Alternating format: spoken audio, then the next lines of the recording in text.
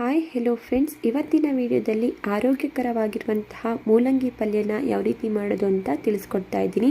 ಪಲ್ಯನ ತುಂಬಾ ಟೇಸ್ಟಿಯಾಗಿ ಹಾಗೂ ಅಷ್ಟೇ ಕ್ವಿಕ್ಕಾಗಿ ಕೂಡ ಮಾಡ್ಕೋಬೋದು. ಬನ್ನಿ ಹೇಗೆ ಮಾಡೋದು ಅಂತ ನೋಡೋಣ. ಮಿನಿ ಮೀಲ್ಸ್ ಅಥವಾ ಅನ್ನ ಸಾಂಬಾರ್ ಜೊತೆ ಒಂದ್ಸಲಿ ಈ ಮೂಲಂಗಿ ಪಲ್ಯನ ಟ್ರೈ ಮಾಡಿ ನೋಡಿ. ಮೂಲಂಗಿ ಪಲ್ಯನ ಯಾವ ರೀತಿ ಮಾಡ್ಕೊಳ್ಳೋದು ಅಂತ ನೋಡೋಣ. ಅದಕ್ಕೂ ಮೊದಲು ಹೊಸದಾಗಿ ಯಾರೆಲ್ಲ ನನ್ನ ಚಾನಲ್ನ ನೋಡ್ತಾ ಇದ್ದೀರಾ, ದಯವಿಟ್ಟು ಚಾನಲ್ನ ಸಬ್ಸ್ಕ್ರೈಬ್ ಮಾಡ್ಕೊಂಡು ನೋಡಿ.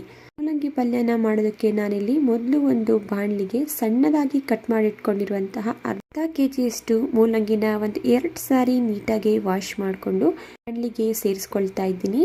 ಮೂಲಂಗಿನ ಸೇರಿಸಿದ ನಂತರ ಇದಕ್ಕೆ ರುಚಿಗೆ ತಕ್ಕಷ್ಟು ಉಪ್ಪು ಹಾಗೆ ಸ್ವಲ್ಪ ಅರಿಶಿಣದ ಪುಡಿ, ಮೂಲಂಗಿ ಅರ್ಧ ಮುಳುಗುವಷ್ಟು ನೀರನ್ನು ಸೇರಿಸ್ಕೊಂಡು ಇದನ್ನು ಮಿಕ್ಸ್ ಮಾಡ್ಕೊಳ್ತಾ ಇದ್ದೀನಿ. ಮಿಕ್ಸ್ ಮಾಡ್ಕೊಂಡಿದ ನಂತರ ಒಂದು ಪ್ಲೇಟನ್ನು ಕ್ಲೋಸ್ ಮಾಡಿ ಕಂಪ್ಲೀಟಾಗಿ ಮೂಲಂಗಿ ಸಾಫ್ಟಾಗಿ ಬೇಯೋವರೆಗೂ ಇದನ್ನು ಮಧ್ಯ ಮಧ್ಯದಲ್ಲಿ ಬೇಯಿಸ್ಕೊಳ್ತಾ ಇದ್ದೀನಿ.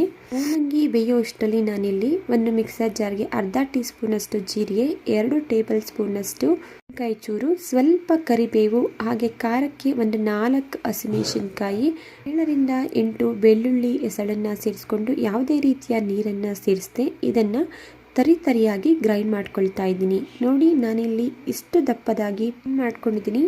ಇಷ್ಟು ಗ್ರೈಂಡ್ ಮಾಡಿಕೊಂಡ್ರೆ ಸಾಕಾಗುತ್ತೆ. ಈಗ ಇದನ್ನು ಪಕ್ಕಕ್ಕೆ ಇಟ್ಕೊಳ್ತಾ ಇದ್ದೀನಿ. ಈಗ ಮೂಲಂಗಿ ಕೂಡ ಕಂಪ್ಲೀಟಾಗಿ ಬೆಂದಿದ್ದೆ. ಪ್ಲೇಟನ್ನು ಓಪನ್ ಮಾಡ್ತಾ ಇದ್ದೀನಿ. ನೀವೇ ಇಲ್ಲಿ ನೋಡ್ಬೋದು. ಒಮ್ಮೆ ಮೂಲಂಗಿ ಚೆನ್ನಾಗಿ ಬೆಂದಿದೆ ಅಂತ ಹೇಳಿ ಚೆಕ್ ಮಾಡ್ಕೊಳ್ಳಿ. ಮೂಲಂಗಿ ಕೂಡ ಈಗ ಪರ್ಫೆಕ್ಟಾಗಿ ಬೆಂದಿದೆ. ಈಗ ಇದನ್ನು ಪಕ್ಕಕ್ಕೆ ಇಟ್ಕೊಳ್ತಾ ಇದ್ದೀನಿ. ನಂತರ ಗ್ಯಾಸ್ ಸ್ಟವ್ನ ಆನ್ ಮಾಡಿಕೊಂಡು ಒಂದು ಬಾಣಲಿನ ಇಟ್ಕೊಂಡು ಬಾಣಲಿಗೆ 2 ಟೇಬಲ್ ಸ್ಪೂನಷ್ಟು ಎಣ್ಣೆನ ಸೇರಿಸ್ಕೊಳ್ತಾ ಇದ್ದೀನಿ. ಎಣ್ಣೆ ಬಿಸಿಯಾಗಿದ ನಂತರ 1 ಟೇಬಲ್ ಸ್ಪೂನಷ್ಟು ಕಡಲೆಬೇಳೆ, 1 ಟೇಬಲ್ ಸ್ಪೂನಷ್ಟು ಉದ್ದಿನಬೇಳೆ ಹಾಗೆ ಸ್ವಲ್ಪ ಸಾಸಿವೆ, ಸ್ವಲ್ಪ ಕರಿಬೇವಿನ ಸೊಪ್ಪನ್ನು ಸೇರಿಸ್ಕೊಂಡು ಲೋ ಫ್ಲೇಮಲ್ಲಿ ಉದ್ದಿನಬೇಳೆ ಹಾಗೂ ಕಡಲೆಬೇಳೆ ಸ್ವಲ್ಪ ಕಲರ್ ಚೇಂಜ್ ಆಗೋವರೆಗೂ ಫ್ರೈ ಮಾಡ್ಕೊಳ್ತಾ ಇದ್ದೀನಿ.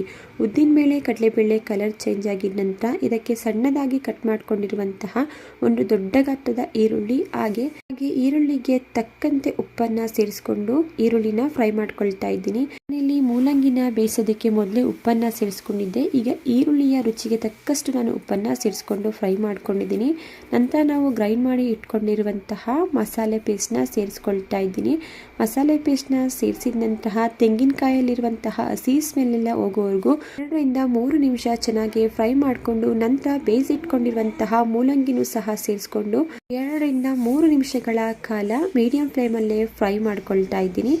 ನಂತರ ಇದಕ್ಕೆ ಸಣ್ಣದಾಗಿ ಕಟ್ ಮಾಡ್ಕೊಂಡಿರುವಂತಹ ಸ್ವಲ್ಪ ಕೊತ್ತಂಬರಿ ಸೊಪ್ಪನ್ನ ಸೇರಿಸ್ಕೊಂಡು ಗ್ಯಾಸ್ ಸ್ಟವ್ನ ಆಫ್ ಮಾಡಿಕೊಂಡ್ರೆ ತುಂಬಾ ಟೇಸ್ಟಿಯಾಗಿರುವಂತಹ ಮೂಲಂಗಿ ಪಲ್ಯ ರೆಡಿ ಆಯಿತು. ರೆಡಿಯಾಗಿರುವಂತಹ ಪಲ್ಯನ ನಾನಿಲ್ಲಿ ಒಂದು ಪ್ಲೇಟ್ಗೆ ಸರ್ವ್ ಮಾಡ್ಕೊತಾ ಇದ್ದೀನಿ.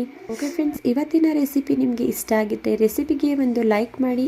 ಇದೇ ರೀತಿ ಈಸಿ ಹಾಗೂ ಟೇಸ್ಟಿ ರೆಸಿಪಿಗಳಿಗಾಗಿ ದಯವಿಟ್ಟು ಚಾನೆಲ್ನ ಸಬ್ಸ್ಕ್ರೈಬ್ ಮಾಡ್ಕೊಳ್ಳಿ.